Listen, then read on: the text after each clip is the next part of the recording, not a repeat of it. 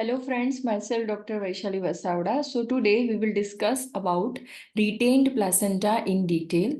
So previous videos जो मैंने upload किए हैं on the topic episiotomy, prolonged labor or any other abnormality during labor or even labor stages and mechanism, वो सभी videos की link मैंने description box में दी हुई है. You can refer from them. So a retained placenta, the definition, the placenta is said to be retained when not expelled even 30 minutes after the baby's birth. यानी कि second stage complete होने के बाद, यानी कि बेबी बर्थ होने के बाद जो थर्ड स्टेज होता है जिसमें प्लेसेंटा को डिलीवर होना है, वो स्टेज या तो वो जो टाइम पीरियड है वो 30 मिनट से भी ज्यादा है, तो उसका मतलब कि प्लेसेंटा जो है वो रिटेन्ड है. अकॉर्डिंग टू WHO ये जो टाइम लिमिट है वो 30 मिनट से कम करके 15 मिनट की गई है. कॉजेस के बारे में अगर हम बात करें, so the placenta is wholly separated but retained due to poor voluntary expulsive effort. Means क्या होता है, प्लेसेंटा जो है थर्ड स्टेज दो पार्ट में डिवाइडेड है. First placental separation and then expulsion of placenta. So यहाँ पे प्लेसेंटा तो सेपरेट हो जाती है बट वो एक्सपेल नहीं हो पाती because of poor voluntary expulsive effort. यानी कि जो मदर बेयर डाउन करती है, मदर जो बेबी के टाइम पे जो पुशिंग एफर्ट जो देती है वो उससे थर्ड स्टेज के दौरान भी कंटिन्यू रखनी है, लेकिन वो पोर होने की वजह से प्लेसेंटा जो है वो एक्सपेल नहीं हो पाती बट सेपरेट हो चुकी होती है. देन सिंपल एथेरेंट प्लेसेंटा, यानी कि प्लेसेंटा जो है वो सेपरेट ही नहीं हुई होती है इन सर्टेन कंडीशंस, जिसमें यूटेराइन एटोनिसिटी यानी कि जो यूटेराइन मायोमेट्रियल मसल्स है वो कॉन्ट्रैक्ट नहीं हो पाते. कुछ कंडीशंस ऐसी है जैसे कि grand multipara, over distension of uterus. So grand multipara है यानी कि थर्ड फोर्थ फिफ्थ डिलीवरी है. ओवर डिस्टेंशन ऑफ यूट्रस यानी कि ट्विन प्रेगनेंसी, पॉलीहाइड्रोमिया, ऐसी कुछ कंडीशन में यूट्रस जो है वो ओवर डिस्टेंडेड होता है. Then prolonged labour, uterine malformation और due to more extensive placental surface area, यानी कि जो प्लेसेंटा का सरफेस एरिया होता है वो नॉर्मल से बहुत ज्यादा होता है. देन डायग्नोसिस, इस कंडीशन को कैसे हम डायग्नोस कर पाते हैं?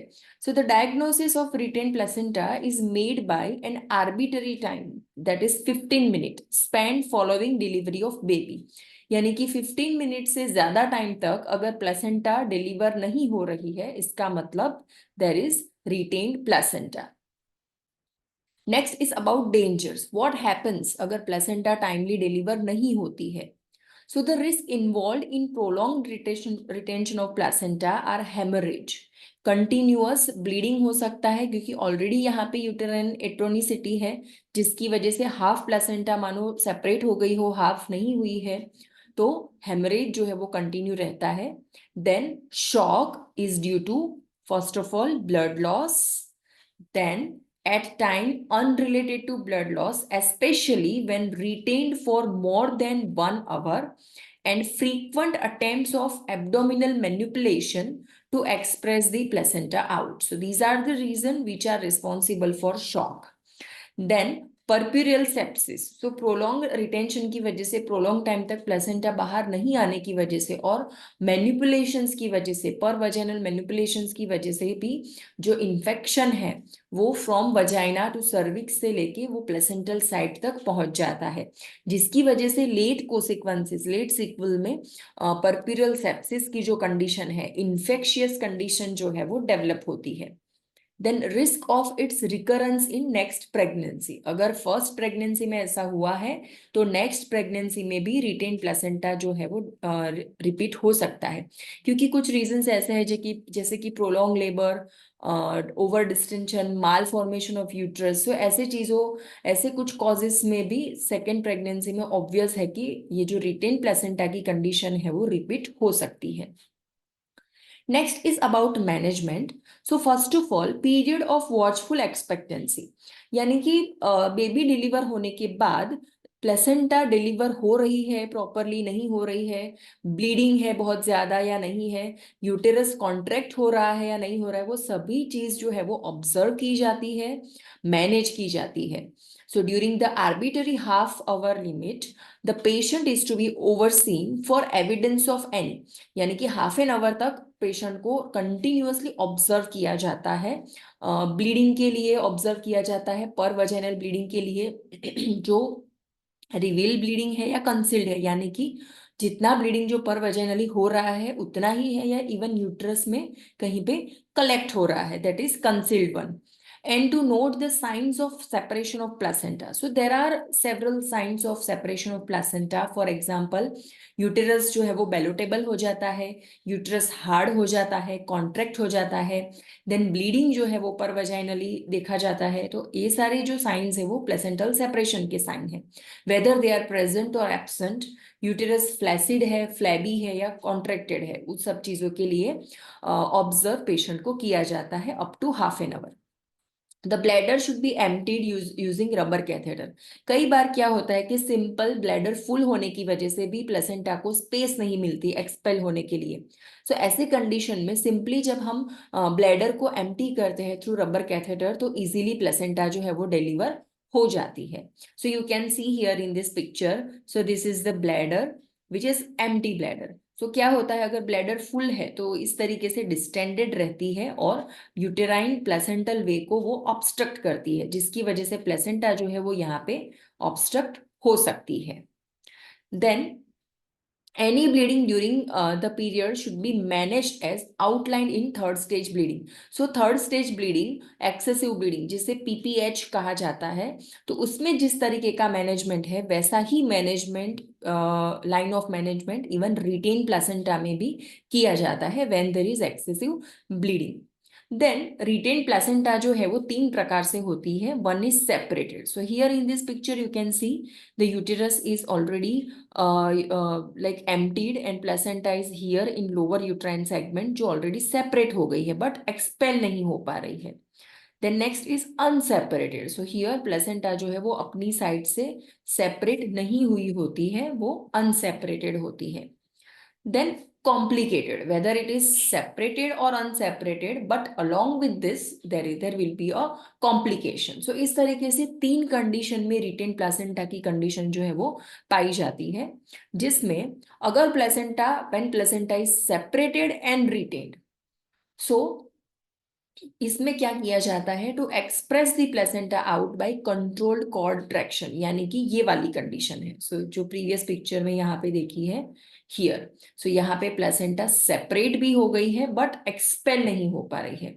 तो ऐसी कंडीशन में कंट्रोल्ड कॉर्ड ट्रैक्शन, जो वजाइनल ऑरिफाइस के बाहर जो अम्बिलिकल कॉर्ड रहती है उसे होल्ड करके फिर एक हाथ जो है वो एब्डोमेन पे रखा जाता है, यूटेराइन फंडस को बैकवर्ड डाउनवर्ड पुश किया जाता है एंड कंट्रोल्ड कॉर्ड ट्रैक्शन, यानी कि कॉर्ड को पुल करके प्लेसेंटा जो है वो एक्सपेल की जाती है. कंट्रोल्ड ट्रैक्शन मीन्स ट्रैक्शन भी दिया जाता है और इतना कंट्रोल के साथ दिया जाता है कि ये जो अम्बिलिकल कॉर्ड है वो अपने ओरिजिन से अलग ना हो जाए. Then unseparated and retained placenta, यानी कि प्लेसेंटा ये जो अपनी साइट है वहां से सेपरेट नहीं हुई है. सो अपेरेंटली यूजुअली वो अनकॉम्प्लिकेटेड होना चाहिए. सो ऐसे केसेस में manual removal of placenta is to be done under general anaesthesia. As this procedure is highly manipulative and painful, इसलिए जनरल एनेस्थेशिया के अंडर ही ये प्रोसीजर की जाती है.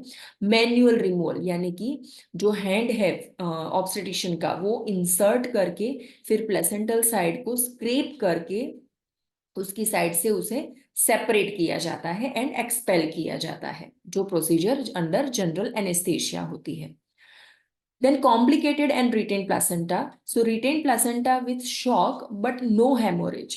So to treat the shock and when the condition improves, the manual removal of placenta is to be done. So there are several complications. So उनमें से एक complication है कि shock एंड हेमोरेज नहीं है पेशेंट को. सो ऐसे केसेस में जब प्लेसेंटा रिटेन होती है तो सबसे पहले पेशेंट की जनरल कंडीशन जो है उसे इम्प्रूव किया जाता है, और शॉक का रीजन क्या है वो पता करके उसे मैनेज किया जाता है and then manual removal of placenta जो है वो किया जाता है. Then retain placenta with haemorrhage, अगर कॉम्प्लिकेशन में हेमोरेज है, सो द सेम प्रोटोकॉल, जो पीपीएच प्रोटोकॉल है, जो थर्ड स्टेज ब्लीडिंग का प्रोटोकॉल है, वो सेम प्रोटोकॉल फॉलो करके, that is resuscitation, blood transfusion, IV fluid transfusion, जो भी कॉज है, एटोनिसिटी है, इंजुरी है, तो उसे हील किया जाता है। अगर एटोनिसिटी है तो ऑक्सीटोसिन दिया जाता है, मेथार्जिन दिया जाता है, ऐसे करके कॉन्ट्रेक्शन जो है वो अचीव किए जाते हैं, एंड देन प्लेसेंटा जो है वो एक्सपेल की जाती है। देन नेक्स्ट कॉम्प्लिकेशन है सेप्सिस। अगर रिटेन प्लेसेंटा के साथ सेप्सिस है, इन्फेक्शन है, तो ऐसे केसेस में यूटेराइन स्वैब कलेक्ट किया जाता है और उससे culture and sensitivity test, culture यानी कि उसमें कौन सा पर्टिकुलर बैक्टीरिया है, एंड सेंसिटिविटी मीन्स कौन सी पर्टिकुलर एंटीबायोटिक उस पर एक्ट करेगी। जब तक वो रिजल्ट नहीं आता, यूजुअली वो रिजल्ट आने में 48 टू 72 आवर्स का टाइम लगता है, तो तब तक ब्रॉड स्पेक्ट्रम एंटीबायोटिक्स जो है वो पेशेंट में इंजेक्ट की जाती है, जो आमतौर पे सभी प्रकार के बैक्टीरिया पे वर्क करती है। देन ब्लड ट्रांसफ्यूजन किया जाता है, क्योंकि रिटेन्ड है तो शॉक एसोसिएटेड रहेगा ही। Then as soon as general condition permits, arrangement is made for manual removal. जैसे ही सेप्सिस कम हो जाता है, ब्लड जो है वो लॉस हुआ है वो फुलफिल हो जाता है, तब मैन्युअल रिमूवल के लिए प्लान किया जाता है। And the operation should be done by a senior person as there is possibility of an adherent placenta. So कई बार एडेरेंट प्लेसेंटा यानी कि प्लेसेंटा जो है वो मायोमेट्रियल लेयर से भी बियॉन्ड अधेर हुई होती है, तो ऐसे टाइम पे सीनियर पर्सन के द्वारा ऑपरेशन किया जाता है। Then retain placenta with an episiotomy wound.